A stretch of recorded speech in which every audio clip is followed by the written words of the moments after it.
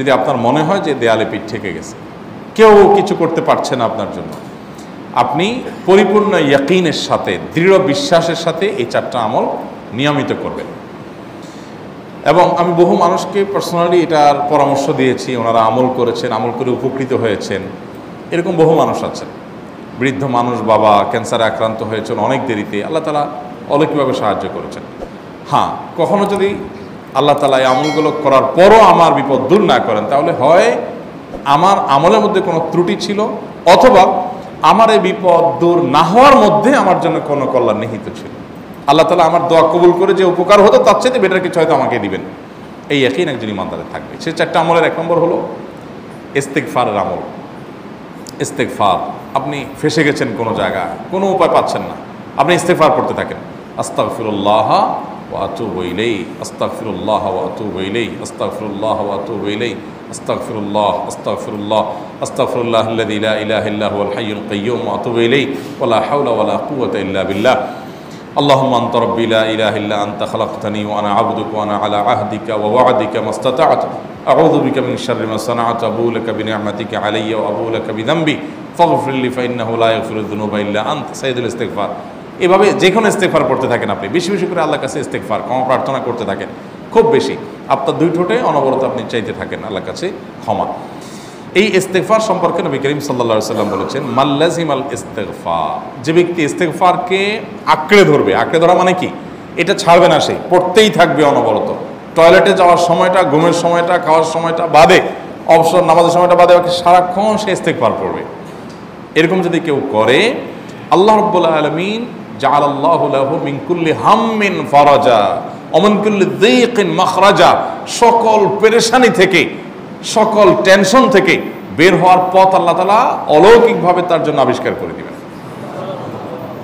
এবং আমি আমার জীবনে যেটা বলেছিলাম, বিস্তারিত বলতে চাই না, এরকম পরিস্থিতি আসছে যে চোখের সামনে কোনো আপাতত রক্ষার কোনো পথ আর খোলা নেই, এমন ভয়াবহ বিপদ। ইস্তেগফার করতে করতে এমনভাবে আল্লাহ তাআলা সাহায্য করেছেন যে এটা কল্পনা করলেও মনে হয় যে স্বপ্নের মতো। কিভাবে এখন এই লোক এই জায়গায় আসলো আমার সাহায্যের জন্য, এই লোক তো এটা আমি এই জায়গায় আসার কথা না, টিকুনি এসে হাজির হয়ে গেলেন এবং উপকারটা, আমার সমাধানটা হয়ে গেল সমস্যা। তো আলহামদুলিল্লাহ, বহুবার আমি পরীক্ষা করেছি, আর আমার পরীক্ষার 2 পয়সার দাম নাই। হাদিসে বলা আছে, গ্যারান্টি দেওয়া আছে, আমার পরীক্ষা করলেই কি না করলেই কি। তাহলে একটা আমল হলো কি, ইস্তেগফার। সব সময়ের জন্য এটা কন্টিনিউয়াস করবেন, আর এমনিও অবসর সময় ইস্তেগফার করবেন। আরবদের মধ্যে সৌন্দর্য আছে, তারা বিভিন্ন ডাক্তারের ওয়েটিং রুমে বা বিভিন্ন জায়গায় মানুষ যেখানে অপেক্ষা করে পাবলিক প্লেসগুলোতে লিখে রাখে ইস্তেগফার করুন, আপনার হাইওয়েগুলোর পাশে লেখা থাকে ইস্তেগফার করুন, এবং তারা আসলে একটু পরপর দেখা যায় ইস্তেগফার করে। ভালো মন্দ গুণ সবার মধ্যে আছে, তাদের এই ভালো গুণটা আছে, ইস্তেগফার বেশি বেশি করা। আমরা ইস্তেগফার সচরাচর এইভাবে অনবরত অবসর সময় করার অভ্যাস অনেকের মধ্যেই নাই। আমরা এটা চালু করবো ইনশাআল্লাহ।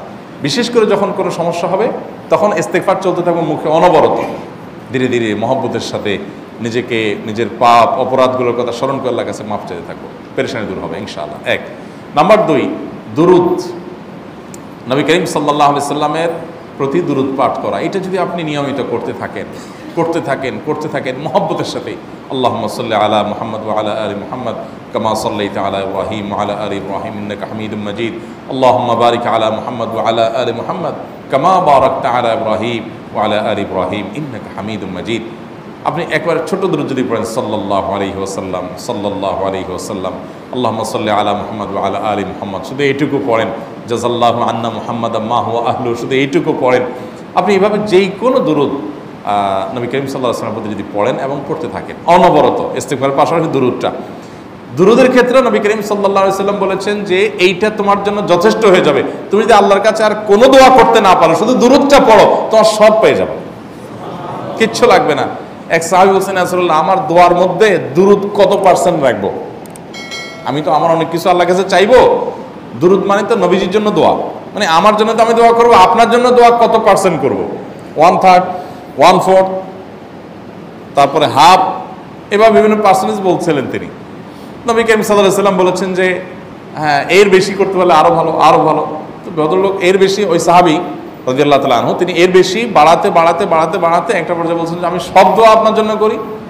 নবী করিম সাল্লাল্লাহু আলাইহি ওয়াসাল্লাম বলেছেন, তাহলে তোমার আর কোনো দোয়াই করতে হবে না, এর মধ্যে সব দোয়া চলে আসবে। কারণ আপনি যদি বলেন আল্লাহ আপনার নবীর প্রতি আপনি রহমত নাজিল করেন, আপনার নবীর প্রতি আপনি শান্তি নাজিল করেন, আপনি যেটা দোয়া করেন, তো আল্লাহকে আল্লাহর নবীর প্রতি আপনি রহমত নাজিল করতে বললে আল্লাহ তাআলা আপনার প্রতি রহমত নাজিল করবেন কি করবেন না?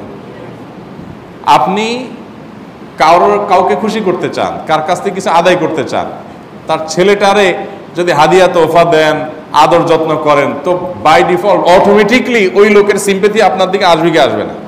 চোখ বন্ধ করে আসবে। তো আল্লাহর নবীর জন্য যখন আপনি দোয়া করবেন তখন আল্লাহ তাআলা আপনার প্রতি রহমত নাজিল করবেনই, এটা নবী সাল্লাল্লাহু আলাইহি ওয়াসাল্লামের ওয়াদা। যে কোনো পেরেশানি, তিনি আরো বলেছেন যদি কেউ দুরূদের আমল করে নিয়মিত, আল্লাহ রাব্বুল আলামিন তার সকল পেরেশানির জন্য যথেষ্ট করে দিবেন। এই আমলটাকে সবগুলো দূর করার জন্য যথেষ্ট হয়ে যাবে। এই দুরূদের আমলটা আমি দেখেছি সুবহানাল্লাহ গুলির মতো কাজ করে। আজকের ঘটনা, এক ভদ্রলোক সকালে একটা টেলিভিশন চ্যানেলে, বেসরকারি চ্যানেলে প্রোগ্রাম শেষ করে নামছিলাম লিফটে, তো উপস্থাপক উনি বলছিলেন যে ভাই মানে দুরূদের আমল পড়ে আমি কিছুদিন আগে একটা ইয়াতে মানে এমন একটা অবস্থা যে এইটা থেকে বের হওয়ার কোনো পথ আর নাই, শুরু করলাম দুরূদ অনবরত, এরপরে আল্লাহ তাআলা আমাকে এমনভাবে উদ্ধার করলেন আমি কল্পনা করতে পারিনি। আলহামদুলিল্লাহ এই আমলগুলো করে অনেক ভাইরা আমাকে অভিজ্ঞতা জানাইছেন যে আলহামদুলিল্লাহ তাদের অভিজ্ঞতা অলৌকিক। হ্যাঁ, ওই যে বললাম কখনো যদি আল্লাহ তাআলা আপনার দোয়া কবুল না করেন তাহলে হয় আমার ত্রুটি আছে, আর না হলে আমার জন্য আল্লাহ তাআলা এর চেয়ে বেটার কিছু রেখেছেন, আমি সেই ইয়াকিন রাখবো ইনশাআল্লাহ বিইذنিল্লাহ। আর এই দোয়াতে সমাধান হবেই হবে, সে বিশ্বাস থাকতে হবে। নবী করিম সাল্লাল্লাহু আলাইহি ওয়াসাল্লাম বলেছেন, হাদিসে কুদসিতে আল্লাহ বলেছেন আনা ইনদা যান্নি আবদি বি, বান্দা আমার প্রতি যেমন ধারণা করে আমি তেমন আচরণ করি। এখন আপনি যদি চিন্তা করেন করে দেখি হয় কি না, দেখি ট্রাই করি, তাহলে ওই আল্লাহ তাআলা বলবেন ঠিক আছে দেখতে থাক। আপনি যদি ইয়াকিন করেন যে না নবী করিম সাল্লাল্লাহু আলাইহি ওয়াসাল্লাম যে বলেছেন অতএব সেটা হবেই, আর আল্লাহ রাব্বুল আলামিনের কাছে আমি ওইভাবেই চাবো যে আল্লাহ দিবেনই, আমি নিয়েই ছাড়বো, ইনশাআল্লাহ গুলি মিস হতে পারে, আপনার দোয়া মিস হবে না। ওই ইয়াকিন, ওই ঈমান আমার মধ্যে আনতে হবে, চেষ্টা করবো তো ইনশাআল্লাহ। তাহলে দুইটা আমল হলো, ইস্তেগফার আর দুরূদ। 3 নম্বর আরেকটা আমল হলো দোয়া ইউনুস। দোয়া ইউনুস, লা ইলাহা ইল্লা আনত সুবহানাক ইন্নী কুনতু মিনাজ জালিমিন। বেশি বেশি পড়তে থাকবেন, যখন বিপদে পড়বেন ইস্তেগফার আর দুরূদ পড়বেন সবচেয়ে বেশি, আর মাঝে মধ্যে দোয়া ইউনুস, লা ইলাহা ইল্লা আনত সুবহানাকা ইন্নী কুনতু মিনাজ জালিমিন। আল্লাহ সুবহানাহু ওয়া তাআলা কোরআনে কারিমে এই দোয়ার পরে বলেছেন ওয়াকাযালিকা নুনজিল মুমিনিন। এই দোয়া পাঠ করার মাধ্যমে ইউনুস আলাইহিস সালামকে পৃথিবীর ইতিহাসের সবচেয়ে অলৌকিক ঘটনা, সকল সায়েন্স, সকল আপনার বিজ্ঞানের তত্ত্ব সবগুলোকে আপনার সবগুলোর বিপরীতে বা সবগুলোকে আপনার ভুল প্রমাণ করে দিয়ে ওই জায়গাটার জন্য আল্লাহ তাআলা ইউনুস আলাইহিসকে মাছের পেটে ঢোকার পর সেখান থেকে আবার জীবিত রেখে বের করেছেন। অক্সিজেন অভাবে তো সেখানে এমনি মারা যাওয়ার কথা, আরও নানা কারণে মারা যাওয়ার কথা, তাই না? কিন্তু আল্লাহ তাআলা তাকে রক্ষা করেছেন, কারণ উনি ওই বিপদে পড়ার পর থেকে এটা পড়তেছিলেন, লা ইলাহা ইল্লা আনতা সুবহানাকা ইন্নী কুনতু মিনাজ জালিমিন। তো আল্লাহ তাআলা কোরআনে বলেছেন এটা ইউনুস, তার নবী ইউনুস আলাইহিস সালামকে আল্লাহ তাআলা এর মাধ্যমে রক্ষা করেছেন, সেটা তার জন্য খাস না, এটা তার জন্য স্পেশাল না, বরং আল্লাহ বলেছেন ওয়াকাযালিকা নুনজিল মুমিনিন, এটা দিয়ে আমি তাকে রক্ষা